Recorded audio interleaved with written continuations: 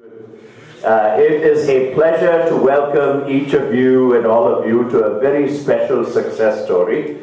One of our alumni, Aditya Gupta, who are on leave from London, now works for Google here, and he's going to share the highlights of his personal odyssey with us. It's not 10 easy steps to get into Google London, so those of you who came here with that expectation may be sadly disappointed. But I look forward to an energizing motivational session where he shows each one of us how to uncover our personal dream, our individual story, what it is that makes us tick. So you're most welcome to ask him questions and also interact with him on a one-on-one basis during the social hour that follows in the glass room of CDX. We'll be here till approximately 6:45, and then we'll move the show downstairs to the glass room of CDX for light refreshments. I would like to extend a special welcome to our Institute YouTube channel, the IIIT-Delhi YouTube channel, and to our followers there. You are here with us in spirit, whatever time you may be watching this video, wherever you are. Likewise, to my friends and followers on Facebook, as well as the Institute's Facebook page. I'd like to welcome Professor Sangi, our Dean, for being kind enough to take some time out from his schedule to make it to Aditya's presentation. We've always welcomed his administrative support, whether of the Lunchbox philosophers group that I run on this campus, or of other causes that we're involved with. So once again, welcome to all of you. Okay. Without further ado, I'm just going to say a few words about my former student and now IIIT alumnus, Aditya Gupta. How long have we known each other, Aditya? I would say it's been 4 years, 3 or 4 years. I remember my third year in two classes. One was critical thinking. Yeah. Then there was one more that beats my memory. It'll come back to you in slow stages. Google does that. It induces partial amnesia. Right. You get lazy figuring that infernal search engine can answer all your questions. It becomes a substitute for the Delphic oracle and for God. So then we'll forget to think. I don't have to think. Google will do the thinking for me. Right? Yeah. You don't need to know what the information is, you just need to know where to find it. Yeah. Something I've heard more often than once. On the floors of Google? Around. Around the floors of Google, okay. So I'm going to introduce you and leave you to just. So he's going to share highlights of his personal and spiritual odyssey from IIIT-Delhi to Google London. Let's give a big hand for Aditya Gupta. Thank you for showing up, Aditya. Pleasure to see you as always. Awesome. Thank you so much. Also for the time to get some of this sorted out. I was starting to get a bit That's great. I think if you open the Google Drive, people may not be seeing able to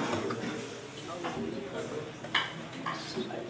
Maybe while he's talking. Yeah, while he's talking, perhaps I could sit here. Yeah. Now can everyone see the screen? Yeah? Awesome. Okay. Okay, good.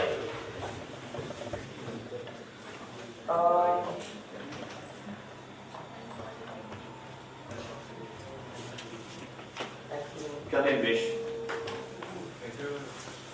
Great. Okay. So firstly, I'd like to start by saying thank you.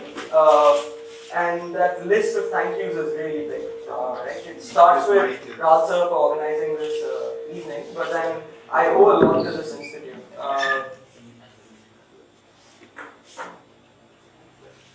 Because a lot of the foundation of what I use in my day-to-day work was built here, sitting in these very chairs, listening to the great faculty that we have, and building on that experience that they shared with us. So the debt is the debt that I have to these halls and is tremendous, right? And that's one of the motivating things for me to come back here. The other reason why I'm here is to actually share things that I learned painstakingly over time that have been instrumental in just helping me be impactful or getting things done.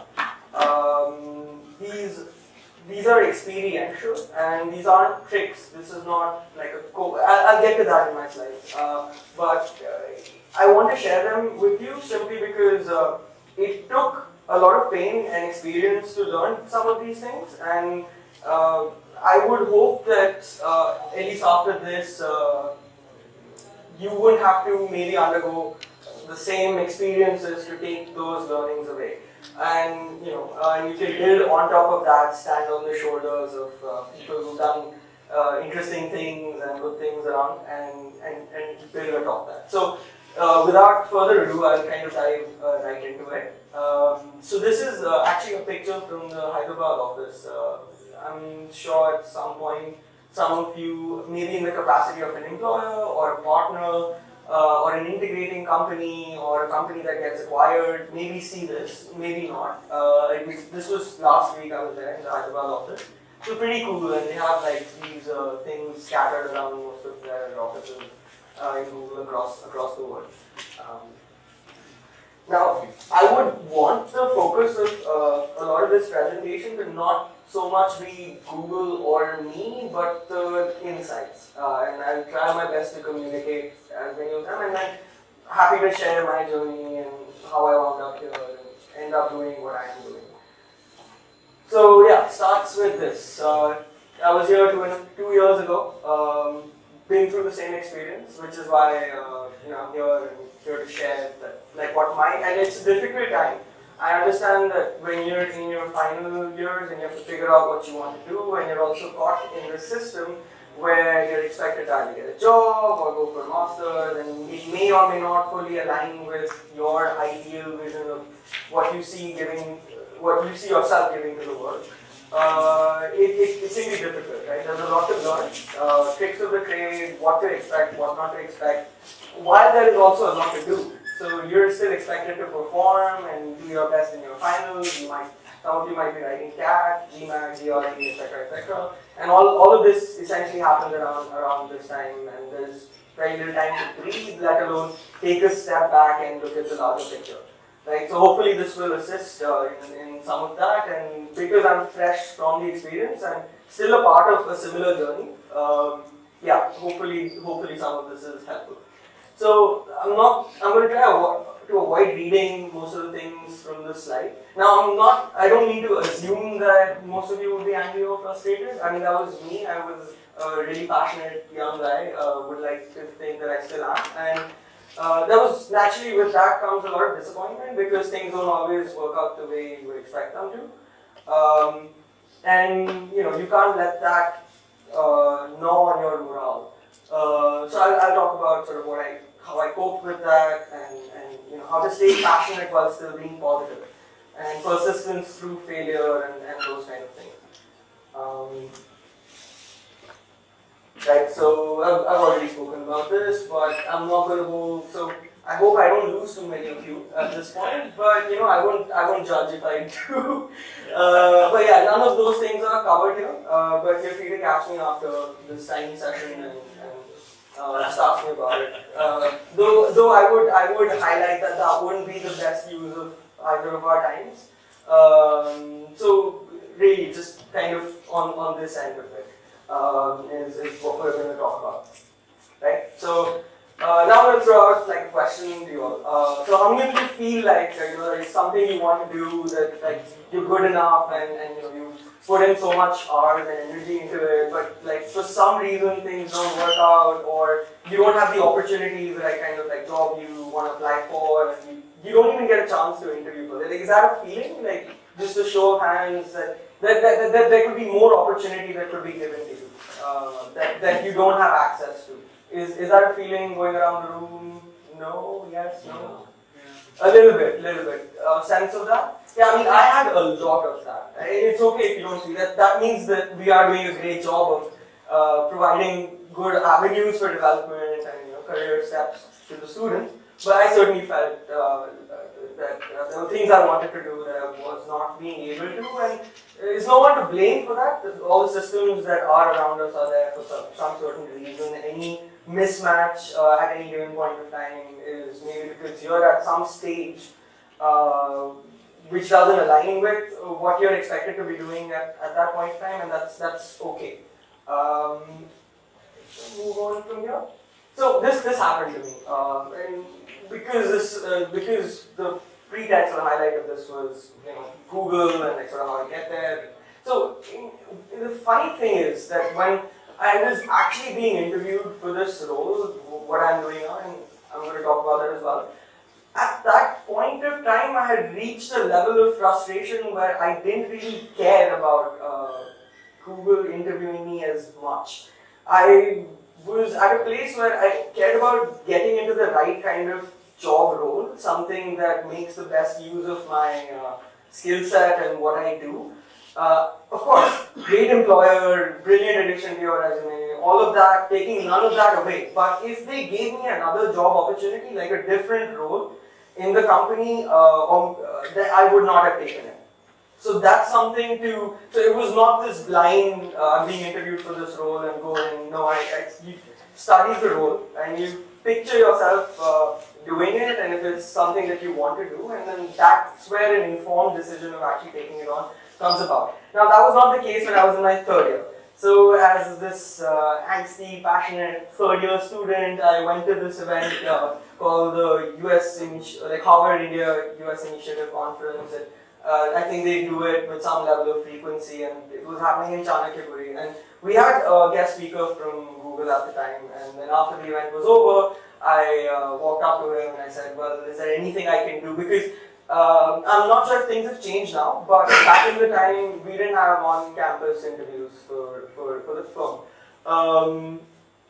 So I asked him if there is anything I can do to get an interview, or because the route to get there as like a top coder was not a very straightforward one.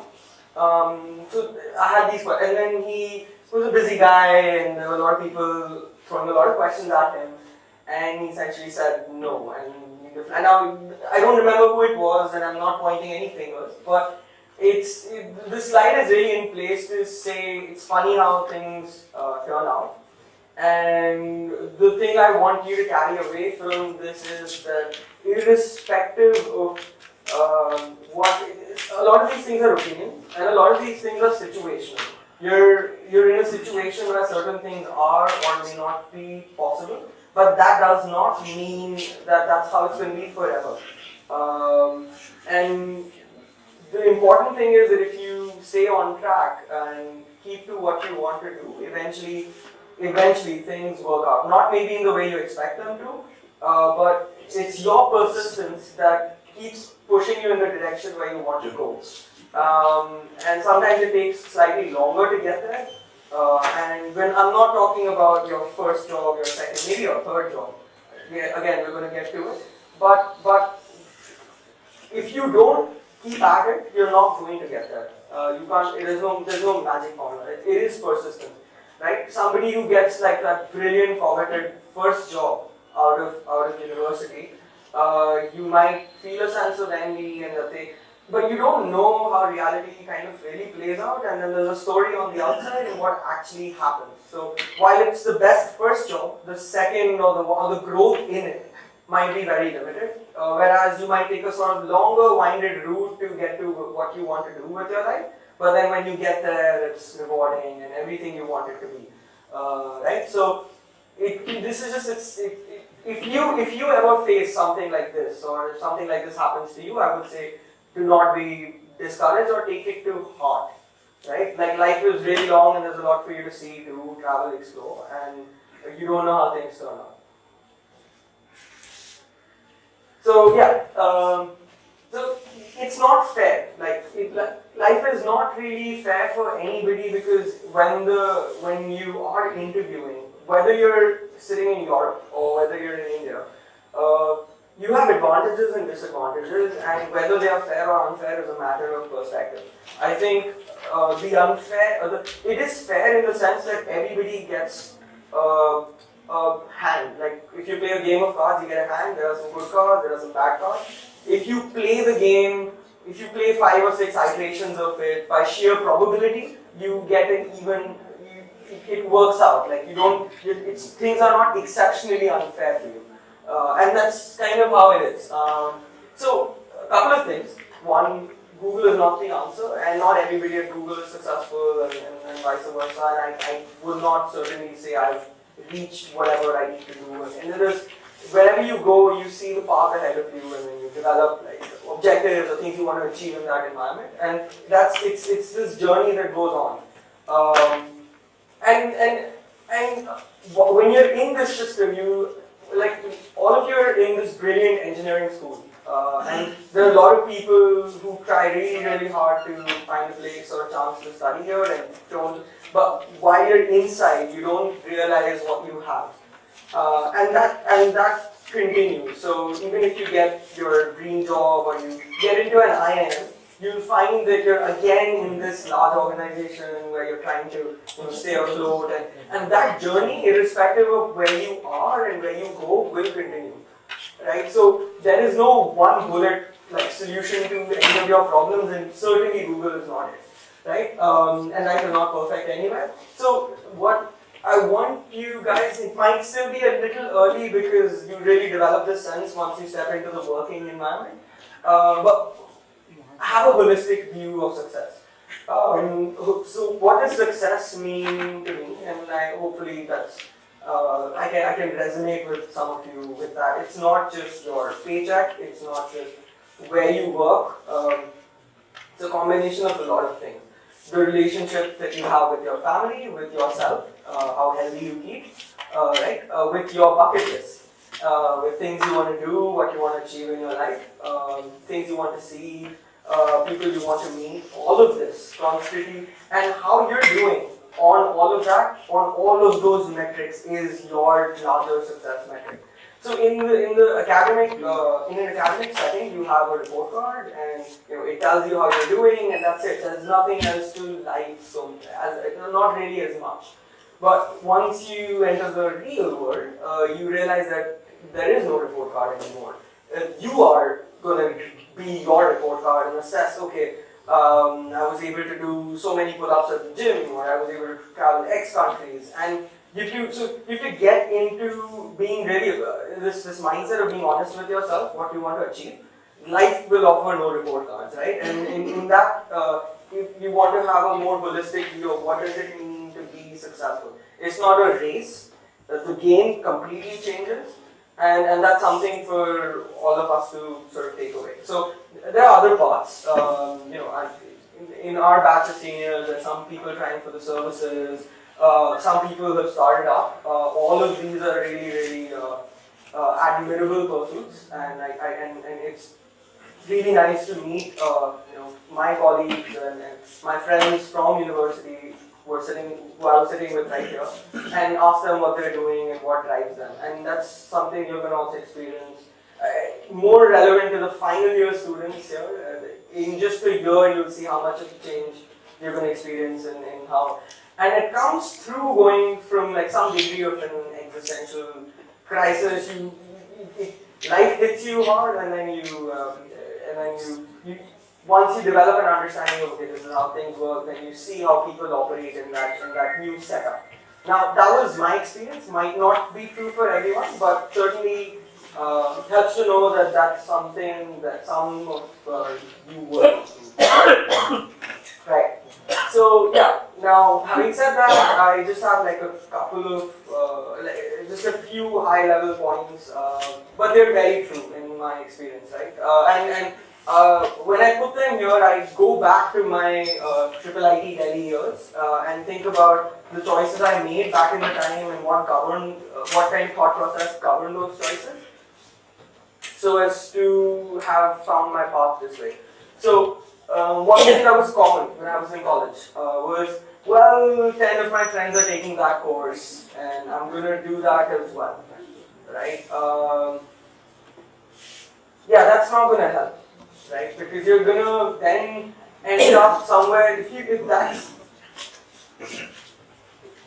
that's the thought process behind choosing your courses, and again now more relevant to second, third year students, then you're only ever going to be somewhere in the average of those 10 friends that you follow everywhere. So, and there's nothing wrong with that, it's just a choice to make.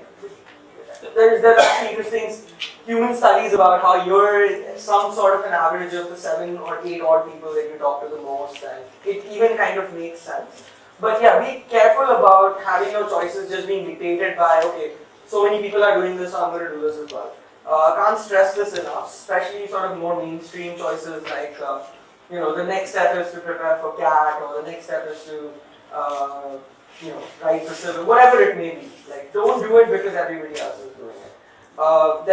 There are good reasons why other people are doing it, so do it for the right reasons, right? And if you do these things for the right reasons, then all the good stuff will follow, right? But don't just get carried away with the crowd, because you will find that you would end up doing things that are not satisfying to you, but are just regarded by society as the next logical thing to do.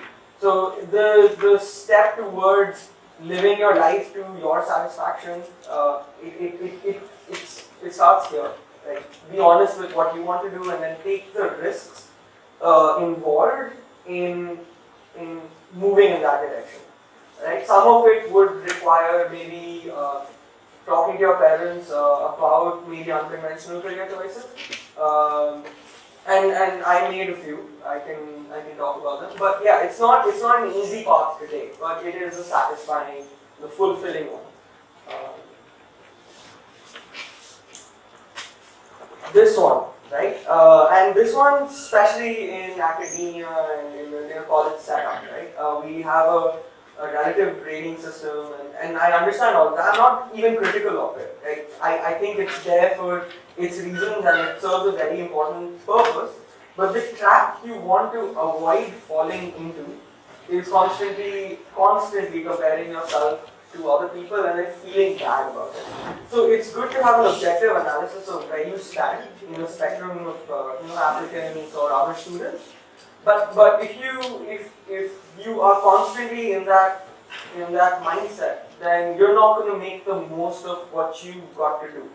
So in college, some of the projects that I took on were things I really wanted to do, and even if it wasn't maybe the perfect fit for what the course structure required us, or in like a compiler's class, everybody's building or in an econometrics class, everybody is running a model, and then I kind of went off in my direction a little bit and made something that used everything that was taught in the class but was quite unlike something else, not even by design. It's just that it's something that I wanted to do and I found some degree of alignment. But what helped was I didn't care what anybody else was doing. The heart and mind has to be in the right place. This is something meaningful. This is something that builds on the contents of this course. But outside of that, it doesn't matter what everyone else is doing. Don't compare yourself. It seriously limits you. But that's also not saying that don't try to be the best version of yourself, right? And constantly update that definition of what best is. And that's on you. Speaking of you, right now we have so many policing structures around us, right? We have these report cards, we have parents telling us to get up and go do things. And I remember feeling like I wish I could just get away from all of this. Like it's a trap. It's like constant every day go write your exams or tests and then do it all over again. And when does it stop? And then one fine day you'll be out of your institute and you would have gotten some job, and on a Saturday afternoon you'll just be sitting in what is your apartment now and just like staring out of it, and then you realize you're free. You're free to quit your job, you're free to find another job, you're free to study whatever you want, you're free, right? And you might even miss it. You might miss people telling you what to do, because it was so easy, right? It's so easy when somebody tells you, ye karo, ye karo, ye ho jayega, right? And the harder thing to do is to figure that out for yourself. And that's kind of what I want to push you all to think about. Because, all the people that you see around you, all good friends, and I encourage you to develop good relationships with your professors and your friends. But they are going to follow their lives and they're going to have their journeys. And it's really going to be the face you see in the mirror every morning that's going to be the constant in your life. So you have to really look at that guy or that girl in the mirror and say, well, what do you want? And whatever they want, it's your job to make it happen. Now, this is not how I did it, but it's a good way to communicate what I'm trying to say here.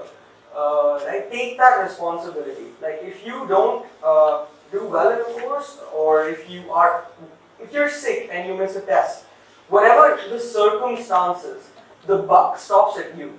So you can maybe in the near term say someone else is responsible for your poor performance in a test, or somebody cheated, and it works. Like these are sellotape solutions that solve problems in maybe today, for tomorrow. But over the long run, it doesn't work. You have to realize that all these things, you're the driving force behind all of them. There are group projects that can be very frustrating because you might be doing 40% of the work while everybody else is doing 30% of the work. But it's your group project. So if you also do 30% of that work, that 10% is not going to happen, and it's really your problem, right? It's not, the other two people don't worry about it as much. It's actually on you to inspire them and get the best out of them, or fill in the gap yourself. And if you feel like it's unfair, or you try to cut corners around that, maybe it works for that project, next project, you're back in the same rabbit hole.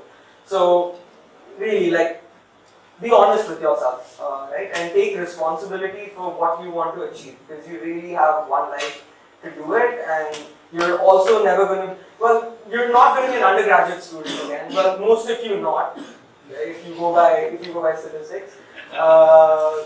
So there's a lot of opportunity where you are, and then realizing this helps you make the most of it. So yeah, now having said all of this, which is it takes what it takes. So this is not about living in this delusional world that I'm gonna be an artist, and which is fine. Being an artist is a great career, but it's not that you sketch out a few things and then throw it in the dark and so what does it mean? What do I mean when I say it takes what it takes? If you are going to be self-supporting or going to support yourself as soon as you come out of university, if you want to pursue, say, a career in arts, right? The way that works is you need credibility. How do you build credibility? You actually just build it by making your art and then putting it in places, like get your foot through the door, display it or if you play an instrument, it's very common to see people just playing in the subway, on the streets of London, and they're going to gather a fan following. Eventually, they'll develop the confidence and the ability to start playing in clubs, and finally they can stop borrowing money from their parents to self-sustain or sustain that what they thought was a hobby, and things go on from there. It takes years and a tremendous faith in yourself to make it happen. If you want to be a top coder, for example, then it's going to take what it takes. Like what the bar is, what you need to do to get in, and there's no denying it. Like it's there. Like often you can find this information online. You can talk to people, go talk to people who are doing things that you might be interested in doing, and ask them how they got there. And once they tell you, or once you have a good enough idea, don't try to pretend like that's not what it takes, right? Then you have to push yourself to give it that if you really want it badly enough. So yeah, that's right. So yeah, this is kind of about short-term sellotape solutions. I'll just let this slide sit there for some time. Yeah, so this is what I was kind of saying in the previous slide. Do this. Talk to people. If you want to be a software engineer, grab a software engineer, ask them what the job is about. What do you do? How do you do it? How do things work? How did you wind up here? And then see if you want to really do it. One thing I do very often is when I talk to people who are doing things that I might be interested in dabbling in, or helping out with, I actually ask them, what do you hate the most about your job? Because the grass always looks greener on the other side. When you ask people, what's the worst thing about being on the other side, that's when reality starts to you develop a balanced view. Sometimes you realize you're kind of better off where you are, or and that's looking at lateral moves, or you might find, and that's insightful. That will help you decide between paths that you might want to take. Speaking of paths, I hope that's the right cue for the next one. Yes, stepping stones and paths. Right. So let's talk about and now I'll sort of, based on this image, I'll talk about a little bit of what I do. Really, what I'm working on right now might change in a year's time. So let's talk about let's say all of these jobs exist in Google, right? Hypothetically, and then say this is the job you want to do. So you might want to be a software engineer in Google. You might want to be and you might want to be a product manager in Google or Facebook or whatever have you may, or you might want to be in UX, recruiting, marketing. And I'm not here to tell you one is more noble than the other. That's not. I think all of these occupations have their virtues and something valuable that they bring to the economy, to society, to people doing them and benefiting from them. So this is not about comparing an engineer to, but the way. This is where the realism kicks in. So I think this is probably the chunkiest, most factual slide, like most tactical slide that I have in my deck, which is how do I get there? So picture, let's say you've done this exercise, you know what you want to do, or you've tried out a few things and you can see yourself doing something, and then how do you turn that into a living? That's the question. How do you make firstly, there's a thing to realize about making a living out of what you do. Some things are really fun to do when you're just doing it as a hobby. When you have to do it for someone else or day in and day out for a paycheck, it might not be as fun, right? And it's not easy to. You have to kind of see it to feel it, to know it. But then that's also something you can take in your stride and enjoy. Now let's talk about specific roles, right? So I know for a fact that like our company, for example, does not recruit for product roles out of India. The position is not there. So the realistic path to a job like that would maybe be a master's in the US. You can't. It's not ideal in my opinion, but then you can't argue with what's there, and then you have to play the market. So if that's something you see yourself doing, then it's very logical for you to actually carve out time in your evenings and prepare for GRE or whatever you need to get to those. So the next step, and it's building up to a story, right? So one way to actually really kill it, or just like go into without even going for that MS in the US is, well, what does a product manager do? Actually, you act as a CEO or something of a small startup like structure or a piece of code or a piece of software. So you start up and you make it really big and you start making the news and these companies start looking at you, and then eventually you get acquired. And when you get acquired, the CEO typically is hired into the acquiring company as a product manager. So that's one way. Now, is it a good way? Is it a way that you can plan for? I don't really think so. But the thing is, if the idea of starting up does not appeal to you to that extent, I don't think product management is the right role for you to start with. So anybody who is in that kind of role typically would have the chops to do the same thing outside the umbrella of a larger organization, and that's what they filter for. So that's one way to get there. The other way is sort of the more mainstream. Go for your MS, work as an engineer for 4 years, then go to business school, come out, and then this is not not a cookie cutter solution, but the experience that you develop going through these years, these 2 years in additional years in college specializing, and the 4 years painstakingly working as an engineer. It's the learnings over time that bring you to a place where you can actually do that, and that's why this is the way it is, right? And that's why the industry has this practice. Now it doesn't always work out this way, but then you have to realize that that's what they do, and that that's a direction in which you want to head. You play the game. So if you want a software engineering job in, say, Facebook, I'm not again sure of whether they do interviews here or not, but what I can certainly, I remember Amazon does interviews here. So if, for example, nothing wrong with Amazon either, but let's say you want to be at Facebook or a company that doesn't actually do interviews, then you should see you should get your first job, enjoy being a software, see if you even like it. If you like it, then do a really, really good job of it. I can promise you that in 3-4 years, doors will open up, you will develop credibility as a software engineer, and then interviews will start pouring in. Now, this is something you don't know right now, because this is, and again, there's a lot of ifs and maybes, but that's actually what happens. And you should know that. So if you don't get the right job first thing out of university, please do not be frustrated. Take what you can learn from that. And even if university is not working out, right? Like maybe you had a bad run, one bad semester, and they threw the whole story off, and you know that. And don't let that boggle you down. In the longer run, it's the good things that you do that will add up.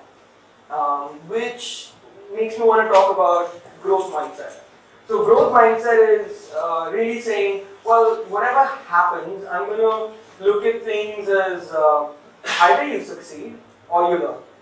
Like the failure is essentially, if you just look at it as something that you learn from, something to not do again, then that's a growth mindset. Like you win either way. So you keep trying, and either you will learn or you will win. And the people who would appear the most successful, you can trust me on this, are the ones who fail the most getting there. But you don't see the failures. You only see like a 3-letter tag that says like IIM or like Stanford or whatever it may be, right? Like you don't see everything that goes into it. But I'm telling you that stop being afraid of failing. And when you fail, actively learn from what did not work out. And this is about a mindset to approach things with. If you want to, about a little bit about technical and non-technical jobs. So in a technical job, it's very easy to, or it's relatively easier to evaluate how good you are. So how you perform in a couple of coding interviews or a couple of math tests, for example, give you a relatively more objective scale of how good a candidate is. Which is why it's possible to land really, really good technical jobs straight out of university.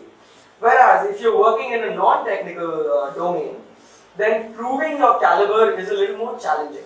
You could have gone to Oxford, or you could have gone to like finest universities. There are some really good universities in Delhi. We have BU right here that have really good humanitarian courses.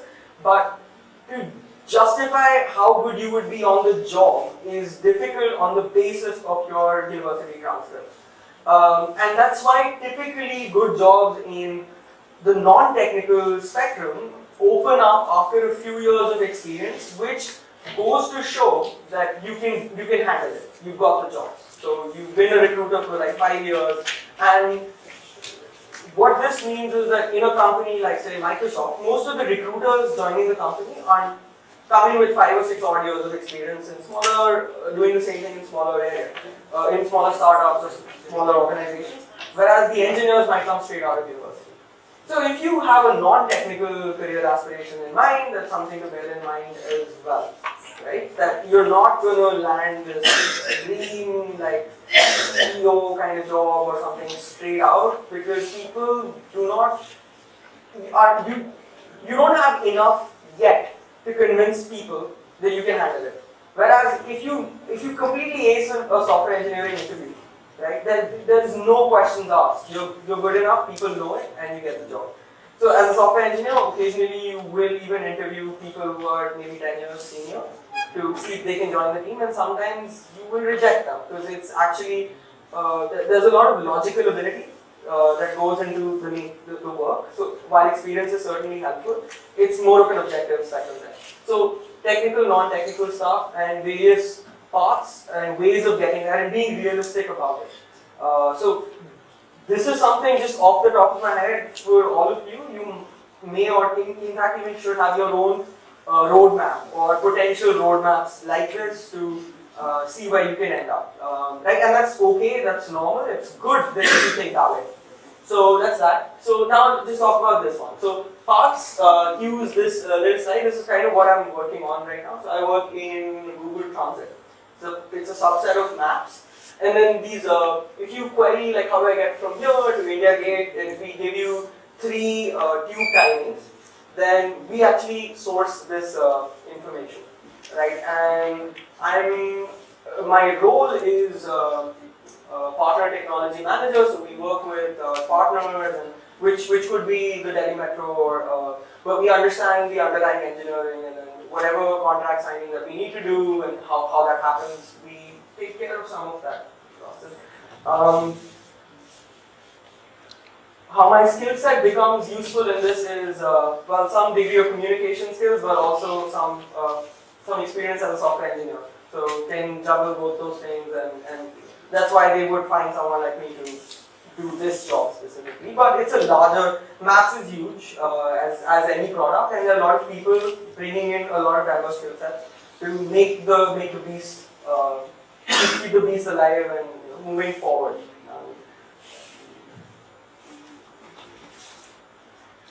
Yes, so this one. Now, this is kind of about, so there's a TED talk about procrastination.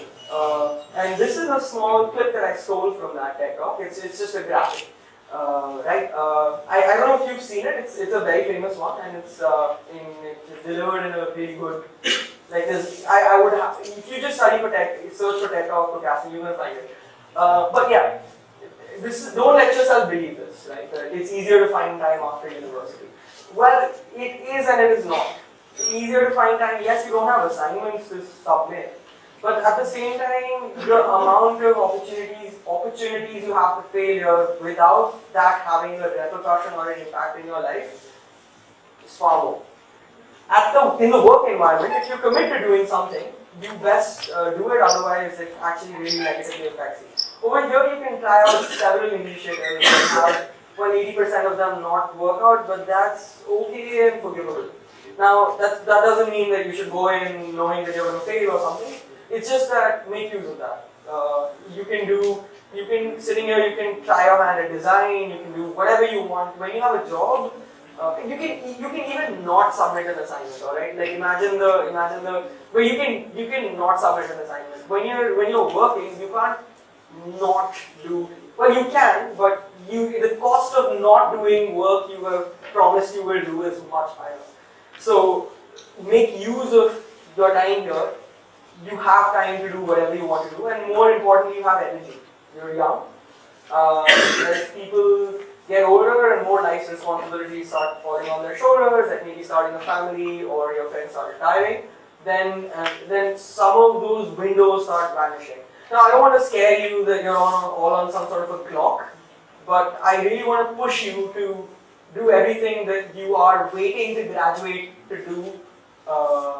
Well, not everything. Be reasonable about it, but don't feel like you can't, start playing around with this code or start up. And there are seniors of ours who started up while they were in the university, and trust me, the experience made them all the better at what they do, and they've all moved on to do great things or are still running their startups. So yeah, don't tell yourself this. This is not, and it doesn't get easier. Just saying. So the time to do something that you really need to do is now. Yeah. So now this is kind of about balance, right? Like generally, this is sort of what I do. But again, if you want to be top coder rank 1, then naturally this does not apply to you, right? Like if you want to win like the world's coding. So for me, what it took to get here was not necessarily being the best coder in the group, but I worked hard on developing that skill, and I did definitely wanted to be good. You don't need the best grades in school, but then your grades are honestly an indication to people who have never met you before about how good you are. So it helps to that extent to put some effort into maintaining them, and it's okay if it's like there's not so much of a difference between say an 8.3 GPA and an 8.4 GPA, and nobody is here to split those hairs. right? We're not trying to compare people that way. But a GPA of 9 and a 7, they tell you a bigger picture. There's a story there, right? Like that somebody who is 9 actually cared and tried to keep up with it. Now, that also doesn't mean that everybody who got a 7 GPA is crap, right? You could have a 7 GPA and a startup that has a user base of like 10,000 people. Some of them even paying to keep the startup alive. So if I see a profile with a 7 GPA and a startup, that's very impressive to me. Right? So treat it for what it is. It's an indicator, and you have a chance to be able to tell the world that you're good. Right? That's it. It's nothing more, nothing less. Treat it as such. Now, speaking of not having a chance to interview or not getting to interview for roles that you may or may not want at this point in time, well, whatever role it is that you want to interview for, assuming you play your cards right or you're trying to do the right thing, I can promise you'll get a chance to interview for it in the next 10 or 15 odd years. Right? Maybe not during your placement, maybe not even while you're in your first job, maybe if you go for business school or even a PhD and want to get into academia, maybe, but that interview will come, right? And when it comes, what you need is to be on top of your game. Right? So it might not happen today, it might happen in 3 years, but if you feel like, okay, whatever, like, interviews are never going to happen and stuff, one day a recruiter will call you and be like, we want to speak to you in a week's time, there's an interview in a week, and by that time your coding skills have gotten rusty or whatever, then it's on you. Then you dropped it. You dropped the ball and watched out. Not the interviewer, not circumstances that cause the interview to come 3 years later than what you would have thought would be ideal, right? So this is something for you to maintain, right? And then it does take some sacrifice in that, well, you have limited time in your day, so you have to think about what are the things you can do in that time and not do. And if you are going to get into the tech industry, something that I want you to carry away is this. You can't fake this. If you're going into the tech industry, make sure you really like the idea of building things, and that's what you bring to the world, right? Like you could be a UX person or a developer or a PM or a program manager or whatever. In the tech industry, you should be motivated by making things that people use and it makes people's lives better. So, kind of getting sick with the sound of my own voice. I hope to open it for questions again. So I'm going to quickly finish this up. There's not much to go. Yeah, this is also another thing. This is about persisting through failure. Yeah, do you remember writing your first program and how many times you had to probably try running it again? You guys did your classes in C, right? Like, have you all made friends with your segmentation faults and stuff like that? Like, is there anyone in the room who has not seen a segmentation fault? Excellent. Everybody here has seen it. It's something that unites all of us. So, your segmentation fault is something you can see as your first try at getting a C program right. And if you quit at that point, then good luck learning C. So, you try running, what do? You go back to your code, you make some changes, you try running it again, and you hope it doesn't happen. Sometimes it happens again. And you keep at it, and it's unreasonable to expect to get it right in the first go. So if you are reasonable about this while learning C, then why wouldn't you apply the same thought process to life? So sometimes things work out, and I've been fortunate and unfortunate, but many other times they won't. And this is about persistence through failure. Right? You may often not get it right in the first go. If you don't get it right, the choice is on you to try again or think of something else to do. But if you really want to get it right, you have to keep trying.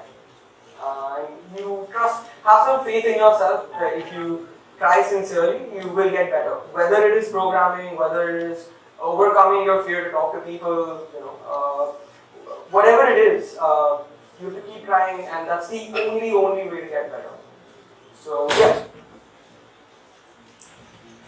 yeah, this one. So I really like this cartoon clipping here. I think that conveys it. This is something that I experienced to an extent.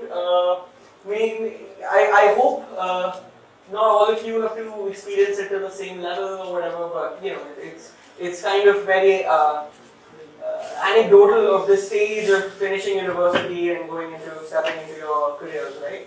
So yeah, there's some early career idealism, which is I get to do exactly what I want to do, but these are various things, not all of which you can take for granted, and it takes a little bit of bouncing around, like first job, second job, maybe university, somebody you talk to, or didn't do so well in your first education program, but then you found the right course for you, and then things started working out. Whatever it is, it takes playing the game to eventually start getting some of these things right.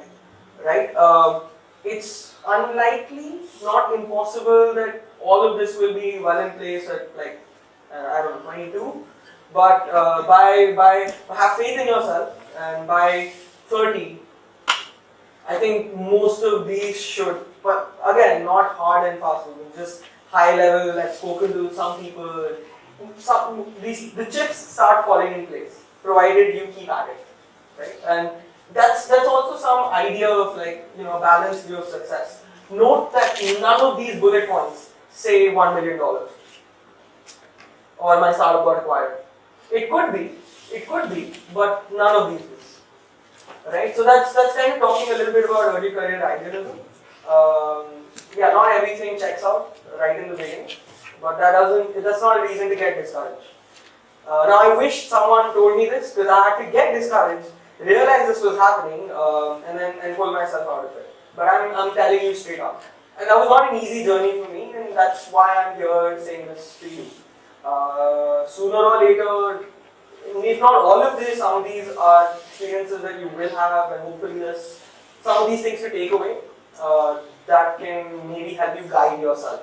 That being the key, it's exactly how I would phrase it. Yeah. So, top bullet.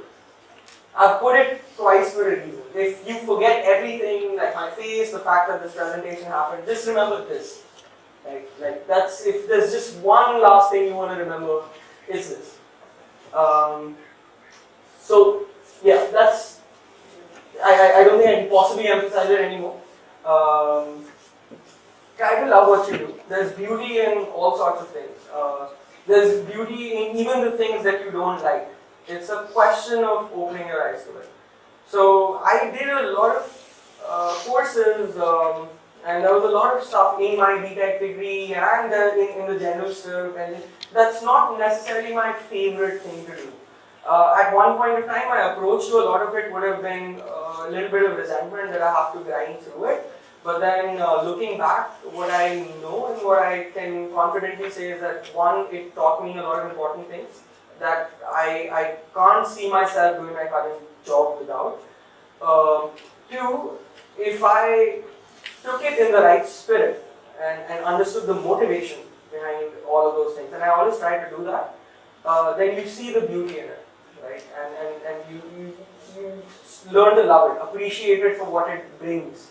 So even in the lectures and the courses that you like the least, trust me, if you look for it, you'll find it. Just go talk to your professor, why do we do this? Why? What's the benefit? And trust me, they will have good answers. Because I pestered my professors back in the day, including answer. Yeah, I know you do. with this one a lot.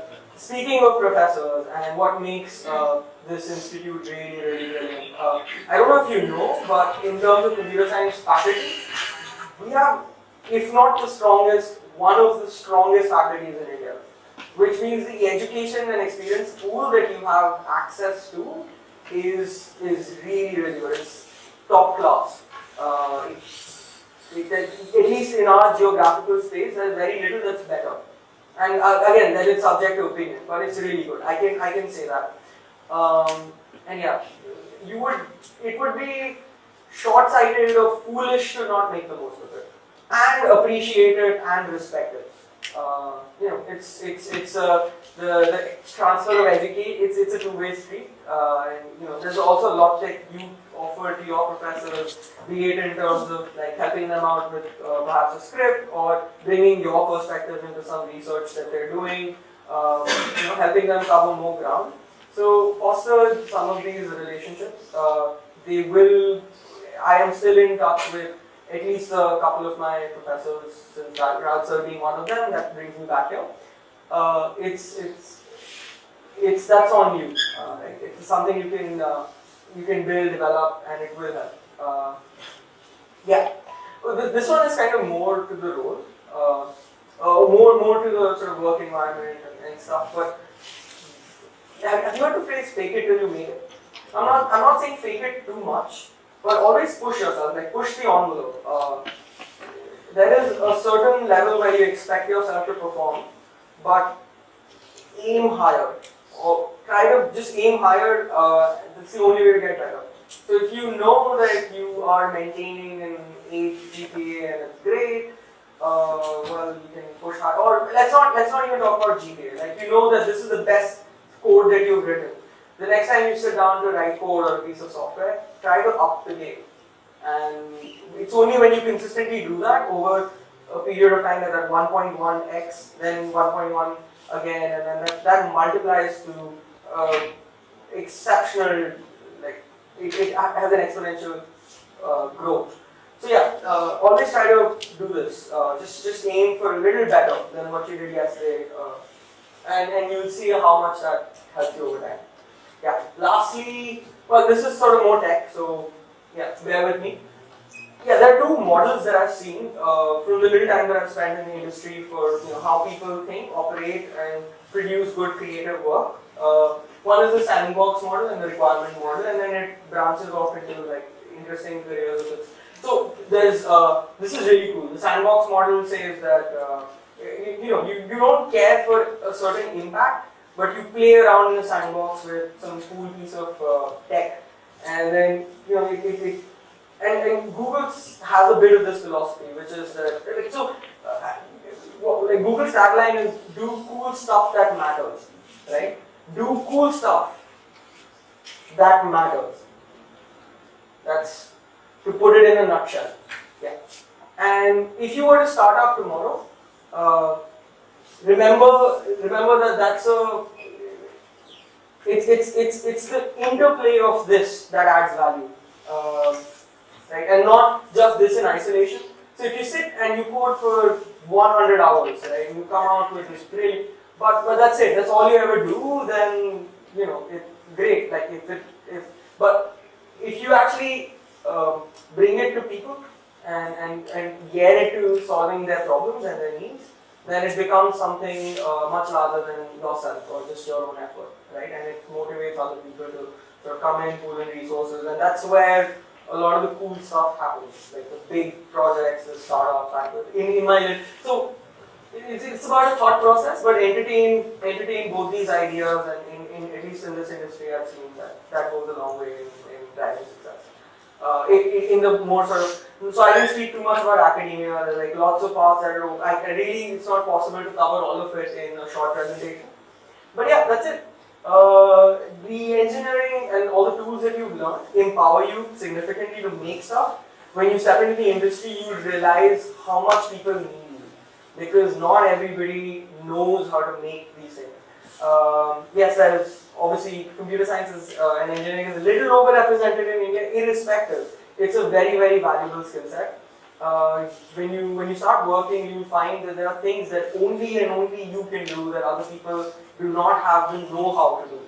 And that's when you realize what you bring to the world is so valuable and how much people value you, right? And that's some, but make yourself, so firstly nurture your art, right? Like nurture and develop good skills, and then use it for good things, right? And that's my concluding message. That's really all I have. So no more of the presentation, but I'm open to sort of Q&A. Can someone turn this on?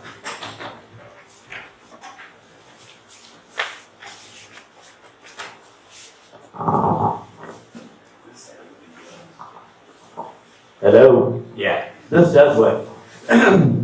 It was a pleasure and a joy listening to you, Aditya. Absolutely. Yeah, you were my favorite troublemaker when you were around. Troublemaker And in a very creative way. And I've always enjoyed interactions with you. But tell me, there have been gaps in our acquaintance. You know, the last time I saw you, you were suffering bravely in Bangalore, working for LinkedIn, and all of a sudden I find you in London working for Google. How did that happen? You don't have to let out any trade secrets, but just in general. Yeah. So I think this would suffice. So it's not so much about trade secrets as much as okay. So it's not so much about trade secrets. This one talks about doing the right thing, or making sure that your job or so the reward model in university is or you're bent to think in a way that once my education finishes and I'm not going for a master's, the job or a job that I get is the answer. And it doesn't help us that we have a placement committee tasked with getting everyone a job. Because what happens as a result is that a lot of people wind up in jobs that are not right for them. Now, this was not even my case. I didn't even get my first job through the placement center. But it's by sheer design that's kind of unavoidable. And there's some people who will get placed in the wrong role. And you have to, again, a Steve Jobs quote, right? For too many days you feel like what you're doing is not does not infuse you, it does not get the best out of you, then there's something you need to change. That was a bit of my experience. So with my limited knowledge, I wound up in a place, and it was really good experience in reflection. But what I didn't see in that place was a future, a long-term future. And At LinkedIn, you mean? yes, saying nothing ill of LinkedIn. It was a role and not the environment or the company, and I wouldn't blame anyone else for it. Right, but that's something for you to learn as well. That like if you find yourself or get caught up in a job that really doesn't get the best out of you, or you don't see a future in it, then that can be difficult. For me, coming out of it was firstly realizing that it's happening, and then actually winding up in a place where if Google were to give me the same role, a job with the same role, I would have said no. Right. So the real change that happened was to move from there to a role that made the most of my skill set. And Google is known for that. I mean, I'm told that Google uses its talents and the talents of its employees in a very holistic way, not just in an immediate result-oriented way. Right. So yes, one thing that is really good about, and for me it's a little hard to tell whether it's a bit of the work environment culture moving from here to the UK or like having traveled a bit, I know that various countries have their work culture. Like for example, a lot of our seniors are working in Japan, but lesser known fact about Japan, people work the longest hours there. So it's very common for people to work till 8, 9, and they have a smoking epidemic because people smoke over the stress. It's a problem. So for me, it's a little hard to say whether it's a UK thing or just entirely a Google thing. But one thing that has been great in this regard is that there's ownership. So your boss doesn't tell you what to do. You tell your boss what needs to be done. And then it's up to you to do whatever it takes and use your skills to make those changes happen and justify your presence in the company. Then report your boss on tasks that he gave you like yesterday, and then do it all over again. Nobody cares, and it actually works out. It actually works out better that way. So all the projects that I'm working on are things that I have proposed, have been seen as valuable. And then how I want to achieve them is really up to me. Some of it would be technical, some of it would be non-technical, and that's been my experience so far. But do you visualize yourself working at Google, let's say 5 years down the road? Other things being equal, of course. Yeah, they suddenly start sticking lighted matches between your toes. I'd expect you to quit. No one's asking you to be a masochist. Yeah. But other things being equal, would you continue with them for 5 years, 10 years, the rest of your working life? I can certainly envision it, but I would not commit to that. What I can say is that I'm pretty happy.